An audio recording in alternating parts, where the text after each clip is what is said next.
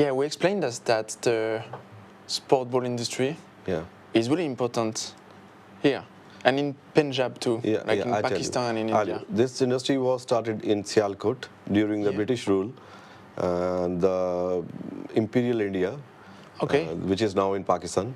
The industry started there, and after the partition, and the people who migrated from Sialkot, those people, they settled in this area of Punjab. This is Punjab too. And they started the same business, and they grown into a big industry.